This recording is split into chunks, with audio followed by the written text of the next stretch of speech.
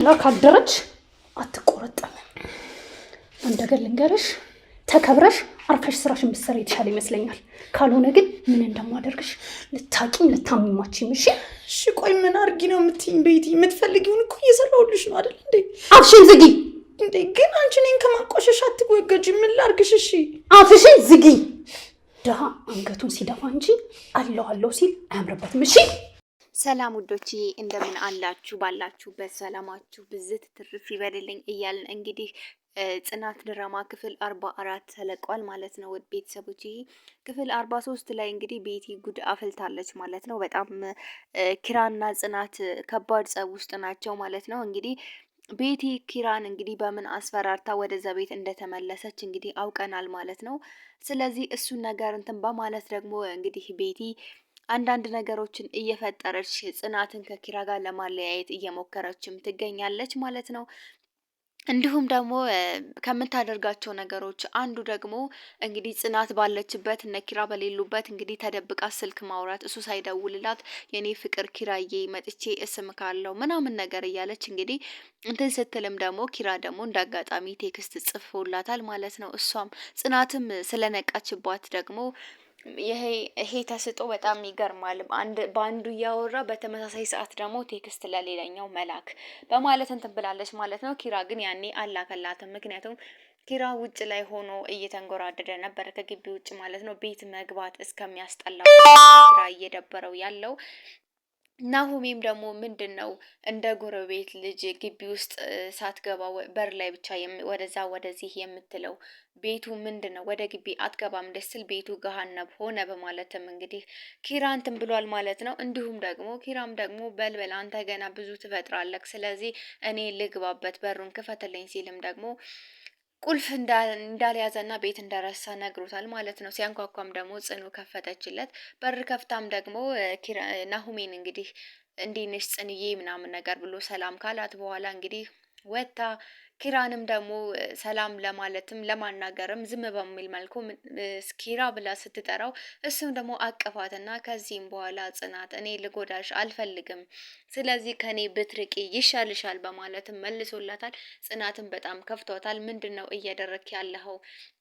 ናሁን በሰላም ነው እንደዚህ ልትለኝ አትችልም ስትለውም ደግሞ ጽናት ኪራም ደግሞ አዎ እውነቴ ነው፣ ሁላችሁም ሴቶች ስትባሉ ስሜታችሁን ብቻ ነው የምትከተሉት፣ ስለሌላ ሰው አታቁም፣ እንዲሁም አንድ አይነት ናችሁ፣ ራስ ወዳዶች ናችሁ በማለትም ተናዶ እሷን ከውጭ እያለች በሩን ዘግቶባት ነው የገባው ማለት ነው። እሷም ደግሞ ኪራ ክፈትልኝ፣ ይሄ ሊሆን አይችልም፣ ምክንያቱም እንዴት እንደዚህ ታደርገኛለህ? አልጎዳሽም ብለህ ቃል ገብተህልኝ ነበር ስትልም በሩን እርቅም አድርጎ ዘግቶባት እሱ ገብቷል ማለት ነው። እሷም እንደው ተከታትለው ደግሞ ሄደች ነው ከሶፋ ጀርባ ቆሞ እንግዲህ በጣም ጭንቀቱን ይገባታል። ምክንያቱም ጽናት ከልብም ስለምታፈቅረው ያለ ምክንያትም እንደዚህ እንደማያደርጋት ጠርጥራለች ማለት ነው። ከዛም በኋላም ደግሞ እንግዲህ ናት ተቀምጠን እናውራ ብላ ስጠይቀውም እኔን በዛች ሴት ቀይረከኝ ነው ምናምን እውነትክን ነው ከልብህ ነው ብሎ ሲላት ስትለውም ደግሞ አዎ ጽናት ያንቺና የኔ ፍቅር አዎ የወረት ነበር አብቅቷል ብሎም ሲላትም እንግዲህ ጽናት በጣም ተጎድታለች ማለት ነው።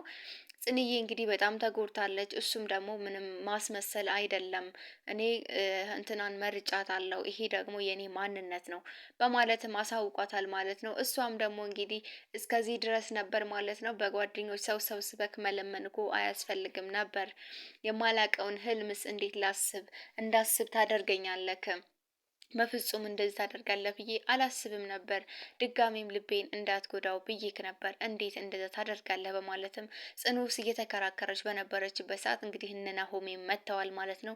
እቺ የተረገመች ሴረኛ ቤቲም ደግሞ መታ ቁጭ አለች ማለት ነው። እንዲሁም ደግሞ ምሩም ደግሞ እንዴት እንደዛ ታደርጋለህ? በፍጹም እኔ አብሬ ያን ሁሉ ቦታ አቋርጬ መጥቼ ያንተን ፍቅር ካንተ ጋር የገነባሁት ለዚህ ነው። አብሬ መገንባት አልፈልግም ነበር። ይሄን ማንነትክም ባቅ እንዴት እንደዛ ታደርጋለህ? በማለት ምሩም ናሆምም ደግሞ አንተ ምንም የማላቀህ አይነት ሰው ነክ፣ በጣም ነው ምጠላክ ምናምን ብሎ እሱም እንግዲህ በጣም አዝኜብሃለሁ ከዚህም በኋላ ምናምን ብሎ በጣም ተናደዋል ማለት ነው። እሷም ደግሞ ትች በእናታችሁ ተውት፣ እሱ እኔን መርጧል። ከዚህም በኋላ አንቺ ሰራተኛ ገረድ አንቺን አይፈልግሽም፣ ከህይወታችን ውጭልን በማለት እንግዲህ ጽናትን ስታስጨልላት ቆይታለች ማለት ነው። ጽናትም ደግሞ አንድ ነግራለች ማለት ነው። ይሄ ሁለት ቃል የፍቅር እንትን ብቻ ነው። ስለዚህ አንተ ደግሞ ፍቅርን ከመጽሐፍ ወይም ደግሞ ከሙዚቃ ውጪ አንተ ፍቅርን አታውቀውም፣ አልኖርከውም ምናምን ብላ ስትለውም እንግዲህ ኪራ በጣም ተሰምቶታል ማለት ነው። እሷም ደግሞ ይሄንን ትረካሽን ወደዛ ታይና ከህይወታችን ውጪ በማለት እንግዲህ ጽናትን የፈለገችውን ያክል ስትናገራት ነበረ። ምክንያቱም ቤቲ እንግዲህ ኪራን በያዘችው ነገር ስለያዘችው ይሄን ነገር ደግሞ ማንም አያውቅም ብላ ስላሰበች ነው ማለት ነው። ኪራ ግን ለቤቲ ፍቅር ኑሮት ሳይሆን ለጽናት ደህንነት በማሰብ ነው ማለት ነው። ይህም ቢሆን ግን እሷን ከማወጣጣት ሲኖርበት ጽናትን ማስቀየም እና ሁለተኛ ልቧን መስመር አልነበረበትም እና እንደዛም እያሉ እንግዲህ በጣም ጽንዬም በጣም ተናዳለች። እንግዲህ መልካም የፍቅር ዘመን ይሁንላችሁ ብላም ተናዳ እንደወጣች ምሩም ደግሞ ተከታትላት ጽናት ጋር ብሄድ ይሻለኛል ብላም እንግዲህ ምሩም ደግሞ ወደ ጽናት ጋር ሄዳለች። ናሆምም ደግሞ እንግዲህ ቤቲና ኪራ እንዲሁም ደግሞ ናሆም ነበሩ አብረው የነበሩት ማለት ነው። ናሆምም ደግሞ አንድ ነጠላ አመጣልሃለሁ ከዚች ነገረኛ ጋር አንድ ላይ ቁጭ ብላችሁ ተቋጫላችሁ በማለት እሱም ትቷቸው ሄዷል ማለት ነው። እሷም ደግሞ ኪራዬ አይዞክ ተዋቸው ሲል በዙሪያ ያሉትን ሰዎች አሳጣሽኝ፣ አሁንስ ደስ አለሽ ብሎ ሲላትም ደግሞ በፍጹም እንደዛ ሊሆን አይችልም፣ እኔ ካለው ይበቃሃል ብለዋታል ማለት ነው። እንግዲህ እሱ በዚህ ምድር ላይ ከእናቴ ውጪ ከእናቴ ቀጥሎ እንግዲህ ቤቲ ነች ከልብ ታፈቅረኝ ስላለ ከጽናት ፊት እንግዲህ እሷ እውነት መስሎ ነው የታያት ማለት ነው። እሱ ግን ከእሷ አስፈንጥሮ ወደዛ ጠጋ ብሎ ነው ቁጭ አለው ማለት ነው። ከዚህም በኋላ ከኔ እራቂ አሁንስ ደስ አለሽ ሲላትም እሱም ተመልሶ ሄዷል ማለት ነው። አንተ ቆሻሻ እኔን ጋር መሳፈጥ ምን እንደሆነ አሳይካለው ያንተ የማትረባ በማለት እንግዲህ እንትን ብለዋለች። ጽንዬም ደግሞ እንግዲህ ምሩ ከጎኗ ነች። ምሩ ጋር አንድ ላይ በመሆን እንግዲህ ስለ ኪራ ማሰቧን አላቆመችም። እንዲሁም ደግሞ እሱ የሆነ ስልክ ተደውሎላትም ነበር ማለት ነው ለጽናት። ምክንያቱም ኪራ ቤቲ በሆነ ነገር አስፈራርታው ነው እንጂ ለአንቺ ደህንነት ሲባል ነው እንጂ መቼም አይተውሽም በማለት እንግዲህ ተነግሯታል። እንዲሁም ለምሩም ሆነ ለነምሩ ስትነግራቸውም ሰምተናል ማለት ነው።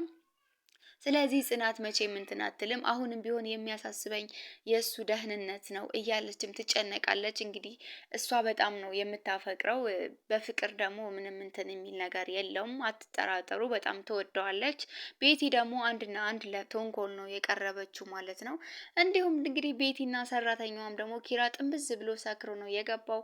በሄደበት ቁጥር ግን ያው ናሆሜ አብሮት ነው የሆነው ማለት ነው። እንደዛም ብሎም ደግሞ ከሰክሮ ነበር የገባው። በዛን ሰዓት ደግሞ ሰራተኛዋ ቤቲ ጋር እንዲተኛ ነበር የፈለገችው። ግባና ሚስት ጋር ተኛ ስትለውም እሷ ጋር ከምተኛ የሬሳ ሳጥን ውስጥ ገብቼ ብሞት ይሻለኛል፣ ለምን ሞቼ አልተኛም፣ የሬሳ ሳጥን ውስጥ ለምን አልተኛም በማለት እንግዲህ ለሰራተኛዋም ብላታለች።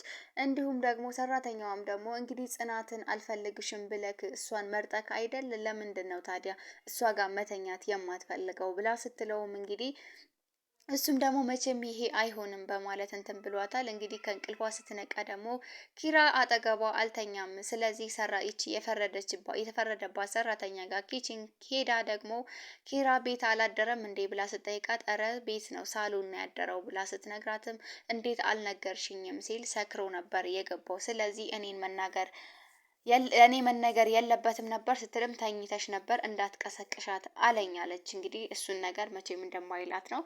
ከዛም በኋላም ደግሞ አንቺ ሴትዮ ግን ለማን ነው ተልኮሽ? ለማን ነው የምትሰሪው?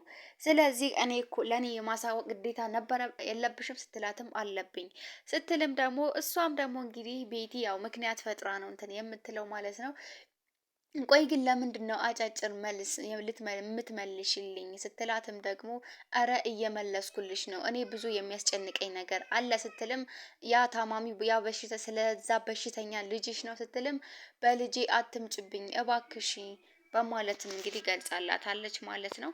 ብል ምን ታመጫለሽ ብላ ስትላትም እንግዲህ እናት በልጇ ሲመጡባት ምን ማድረግ እንዳለባት እንግዲህ ላንቺ አልነግርሽም ስትልም እንግዲህ ድንች የላጠችበት በነበረበት ቢላ እንግዲህ አንስታ ድሃ ድሮም ድሃ ነው በማለት እንግዲህ ዝታባታለች ማለት ነው። ስለዚህ ድሃ ድሮም ድሃ ነው ሲንትን ሲሉት አይወድም በማለት እንግዲህ ቤቲ አንገቷን አንቃ እንግዲህ እንትን ስትላትም ልስታወጣጣትም ነበር ማለት ነው። እሷም ደግሞ እንግዲህ ያው ቤቲ ልቦና ይስጥሽ። እንግዲህ ድሃም ድሃ ሆኖ አይቀጥልም። አንቺም ደግሞ ፍቅር ምንድነው ሀብታም ብትሆኝም የሚያፈቅር ልብ የለሽም ብላሻለች ጽናትም። እንግዲህ ቤተሰቦች ጽናት ድራማ ክፍል 43 ላይ እንዲህ ይመስላል ማለት ነው። ቤተሰቦችዬ እንግዲህ ቤቲ ይቺ የተረገመች ቤቲ እንግዲህ የነ ጽናትን ፍቅር እየበጠበጠችባቸው ትገኛለች ማለት ነው። እንግዲህ ቤተሰቦችዬ ቻናላችንን አዲስ ከሆናችሁ ሰብስክራይብ በማድረግ ተቀላቀሉን እያልን እንግዲህ እወዳችኋለሁ። እኔ ከወዲሁ ልሰናበታችሁ። በሚቀጥለው ክፍል እስክንገናኝ ቸር ሰንብቱልኝ።